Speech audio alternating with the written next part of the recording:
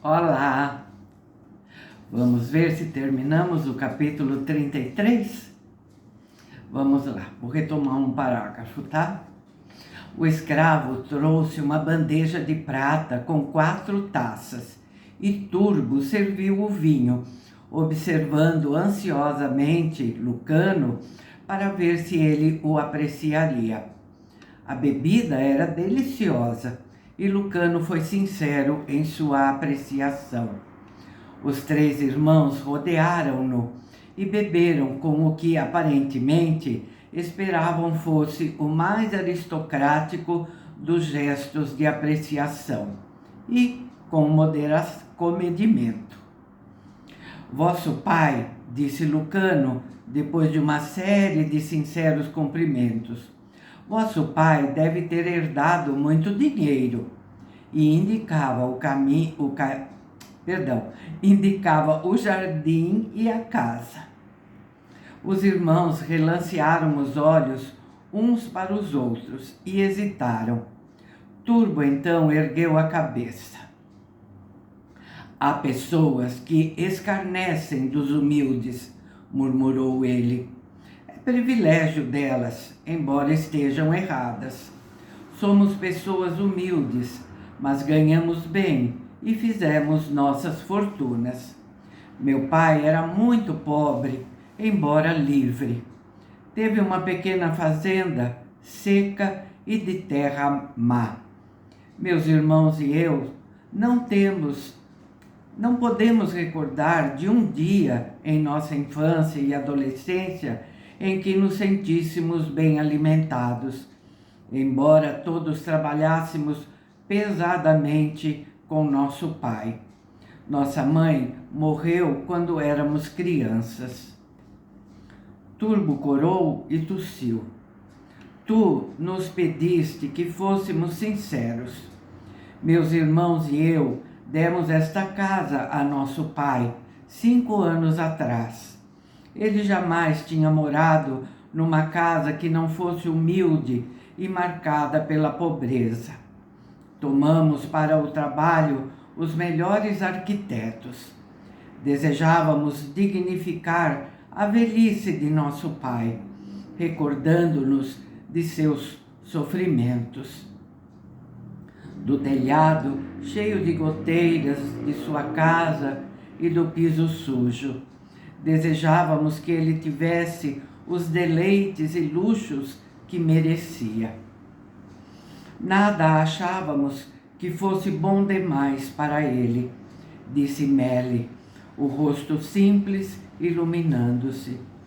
Mandamos buscar tesouros de todos os pontos da terra, a fim de ornar esta casa. Nunca em sua vida ele tivera nada de seu em particular, nem a dignidade de um lar que não se mostrasse cheio de crianças e de animais. Bastava que ele dissesse o que desejava e nós lhe dávamos imediatamente, pois é nosso pai e sofreu muito. O mobiliário, disse Sérgio, custou-me 2 anos de rendas. Tive orgulho de poder dar a meu pai essa satisfação.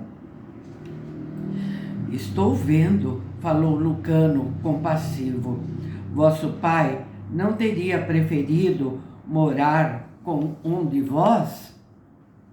Não, é homem orgulhoso e não gosta de crianças, e temos muitas. Queria uma casa sua. E Turbo sorria, compreensivo. E fazeis fortunas? Perguntou Lucano, que estava intensamente interessado. E honestamente, afirmou Turbo bem depressa, os deuses nos foram muito bondosos. Fazemos sacrifícios regularmente em sua honra. As coisas aconteceram assim. Quando eu era jovem e trabalhava na fazenda, percebi que corria o perigo constante de passar fome, até mesmo miséria. Tinha grande admiração pela boa cerâmica que era exposta nas lojas. Assim, aprendi com um ceramista, famoso pelos seus belos vasos e estatuetas, bandejas e trabalhos em camafeus, feitos em branco, sobre o mais profundo tom vermelho ou azul.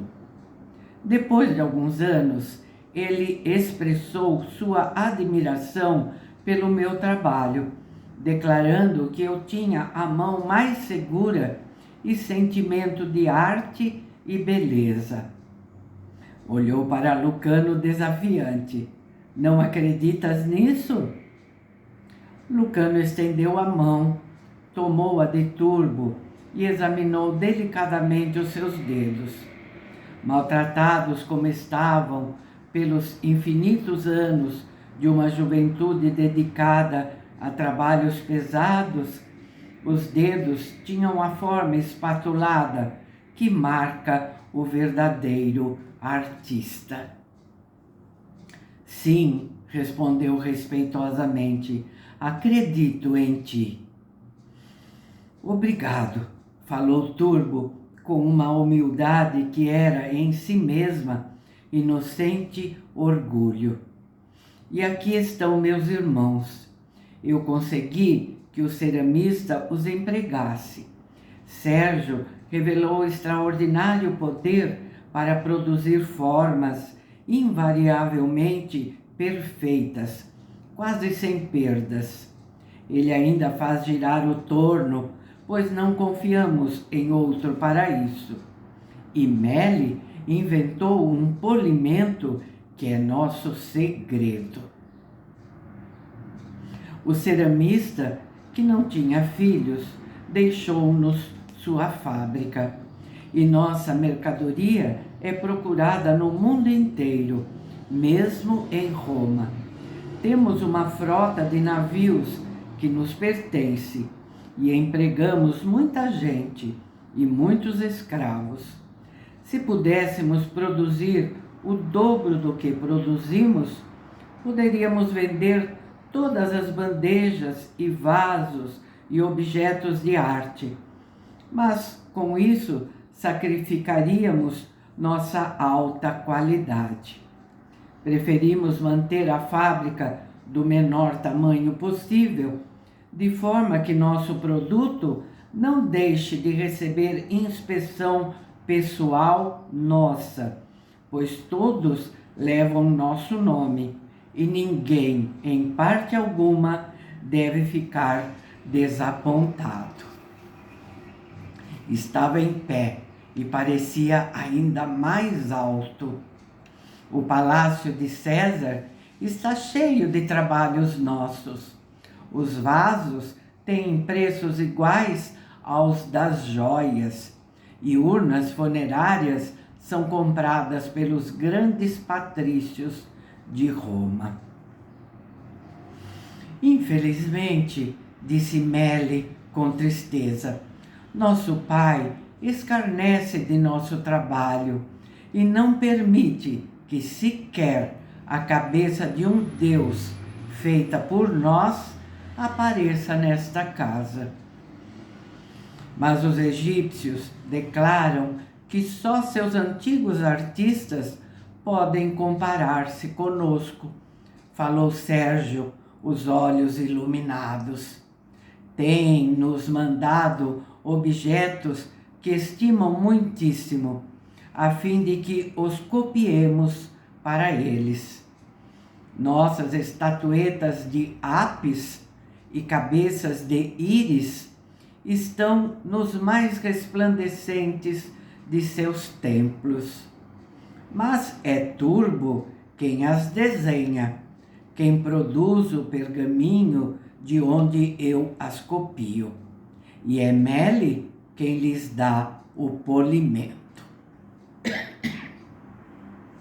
Sem o polimento, a tua magistral compreensão de meu desenho, o que faço não tem valor, disse Turbo. Suspirou.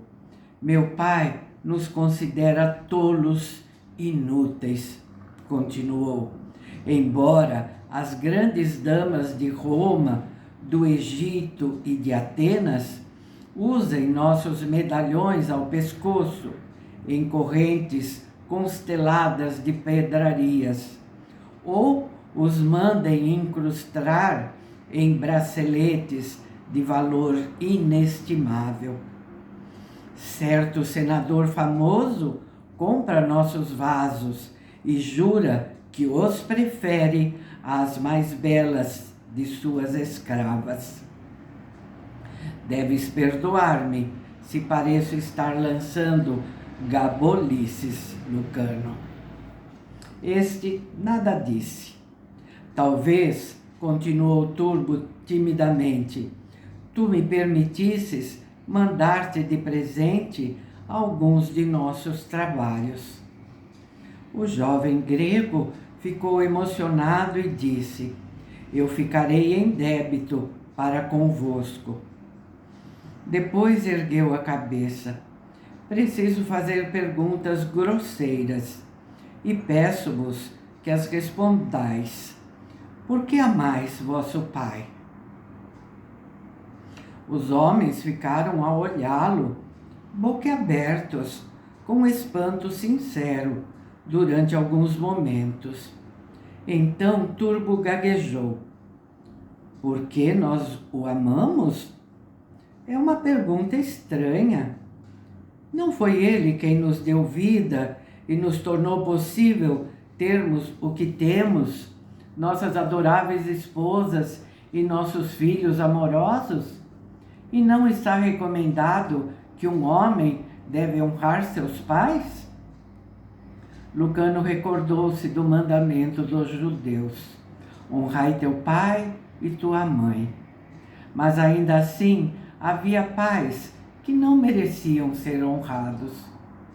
Turbo calorosamente falou: meu pai também não sofreu bastante?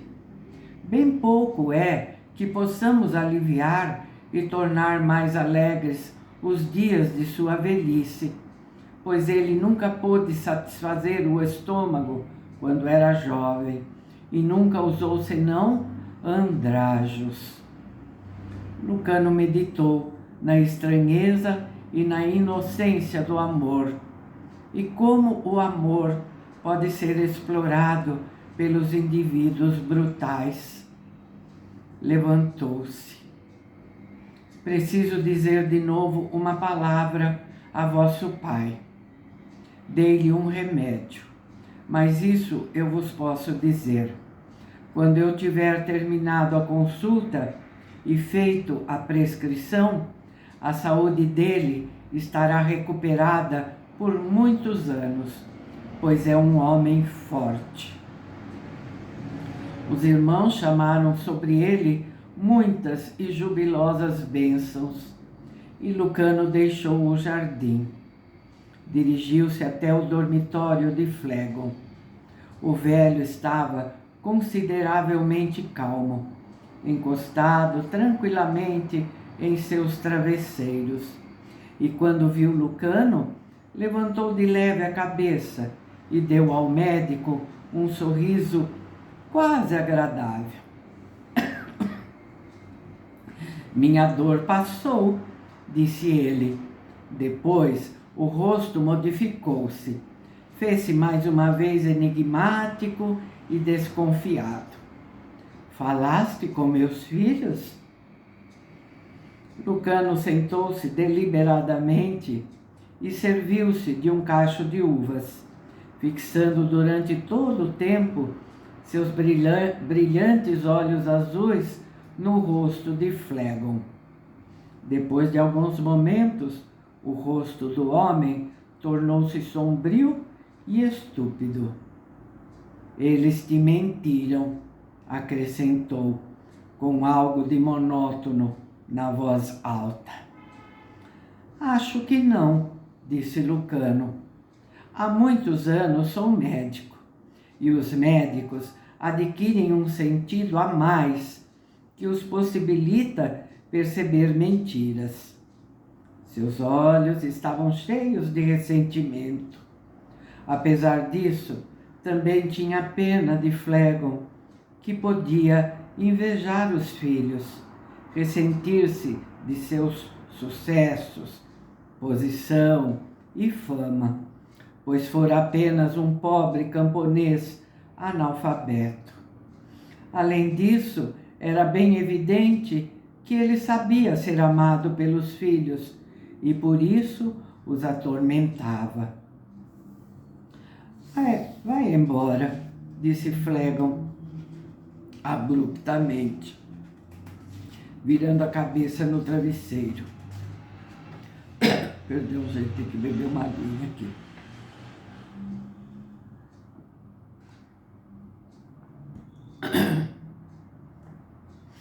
Sou um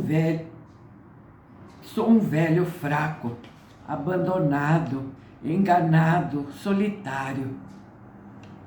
Deixa-me com os meus deuses, pois pelo menos eles são os únicos consoladores dos homens. É verdade, disse Lucano, mas eu duvido que acredites nos deuses. Vou dar a teus filhos alguns bons conselhos antes de deixar esta casa. Vou dizer-lhes quem na realidade és tu e o que honestamente pensas deles. Sugerirei também que te levem de volta à tua pequena fazenda e nunca mais te visitem, pois acredito que isso será melhor para eles, para a sua paz de espírito. Há ocasiões em que os filhos devem abandonar os pais por amor deles próprios.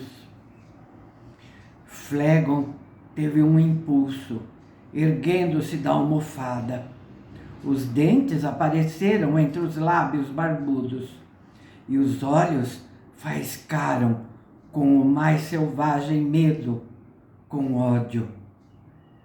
Tu me destruirás, bradou, amaldiçoando Lucano numa linguagem tão expressiva que o médico admirou seu sabor e imaginação. Esperou pacientemente até que Flegon se exaurisse e explodisse em lágrimas verdadeiras. Depois disse com bondade: não farei isso, não desiludirei teus filhos a teu respeito, se me obedeceres imediatamente e continuares a me obedecer. Maldito sejas, gritou Flegon, possam os abutres dilacerar teu fígado. Parou, percebendo que Lucano não se mostrava impressionado, antes um tanto entediado. Depois choramingou. Dize-me o que devo fazer. Mas, bom médico, tem piedade de um velho. Seria capaz de mandar-me de volta para aquele miserável retalho de terra que está cheio de pedras e espinhos, para viver de novo meus dias de miséria? Farei isso com certeza, afirmou Lucano, a não ser que obedeças. O primeiro passo é saltar agora mesmo dessa cama, vestir-te com tuas melhores roupas, pendurar um ornamento ao pescoço. Então irás para o jardim comigo, para cumprimentar teus filhos como um pai amoroso, beijando-os e abraçando-os. E irás fazer-me um juramento, aqui em segredo, de que jamais tornarás a mentir a teus filhos, nem os censurarás falsamente, e nunca mais fingirás estar doente para despedaçar-lhes o coração. Parou, depois rematou com severidade: o juramento que te peço é o mais sério dos juramentos, pois embora não acredites nos deuses, há magia nele, e se o violares, alguma desgraça monstruosa tombará sobre ti. Flegon arregalava os olhos para ele, tomado do mais completo terror. E Lucano ria interiormente, mantendo os lábios apertados para evitar uma gargalhada. Flegon atirou para o lado a colcha e saltou da cama, pálido e trêmulo, nu e grande, como um Hércules ancião, seus músculos morenos movendo-se como seda. Com mãos tiritantes, vestiu-se, usando uma túnica do mais fino linho, comprida, presa à cintura esbelta com um cinturão de ouro, e colocou braceletes de ouro nos braços. Pendurou um ornamento ao pescoço, penteou os compridos caracóis grisalhos e a barba. Ficou magnífico. Então Lucano administrou-lhe um juramento fantasista, que inventou ali na hora, chamando os deuses para ouvi-lo, enquanto Flegon se ajoelhava diante dele. Finalmente aspergiu o velho com algumas gotas de vinho e tornou a adverti-lo severamente. Ajudaria o velho a erguer-se, mas Flegon saltou sobre os pés como um atleta e apertou seu grande punho nodoso contra o peito. Sou algum inválido? Perguntou com voz trovejante. Posso ter idade para ser teu avô, médico dissimulado, mas poderia partir-te a espinha com minhas próprias mãos. Acredito, disse Lucano. Toma cuidado, daqui por diante, para não partires o coração de teus filhos, pois sobre ti cairia imediatamente a desgraça. Deu a Flegon o frasco que continha as pílulas brancas. Isso te acalmará por algumas noites, durante as quais, disse Lucano virtuosamente, poderás refletir com serenidade sobre teus pecados. Flegon caminhou através da casa em grandes passadas, seguido por Lucano. O velho parava aqui e ali, a fim de chamar orgulhosamente a atenção do médico para alguns objetos inestimáveis que Lucano admirava com a devida atenção. Observarás, disse Flegon, estufando o peito, que meus filhos não são para serem desprezados. Seu rosto largo resplandecia. Subitamente, ele se libertara da inveja e do ressentimento, e Lucano ficou a meditar enquanto seriam felizes os homens se libertassem da baixeza, do ódio e da malícia. Entraram no jardim e os filhos ficaram estupefatos e emocionados quando viram seu vigoroso pai apressando-se em direção a eles. Seus olhos encheram-se de lágrimas e nem puderam falar. Tombaram aos pés dele humildemente e ele os ergueu com grandes gestos, como se os perdoasse, mas na verdade estava perdoando a si próprio, como Lucano bem compreendia. E abraçou e beijou um por um, gozando seus abraços que o perdoavam. Que médico este! Exclamou Flegon, os braços a rodear os filhos. Que presente lhe poderemos dar por ter me restituído imediatamente a saúde?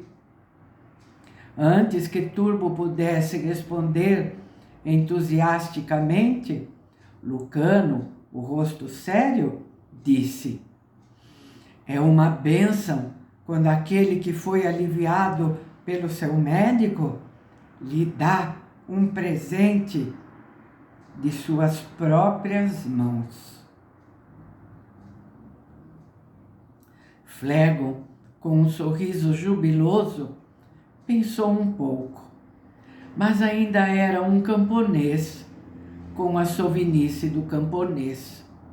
Então, como se chamasse toda a gente a testemunhar um ato de supremo sacrifício, tirou um bracelete do braço, peça ricamente ornada de pedras preciosas, e meteu-a nas mãos de Lucano. Seus olhos pestanejavam, cheios de lágrimas. Que os deuses te abençoem, disse, em voz rouca e com toda a sinceridade.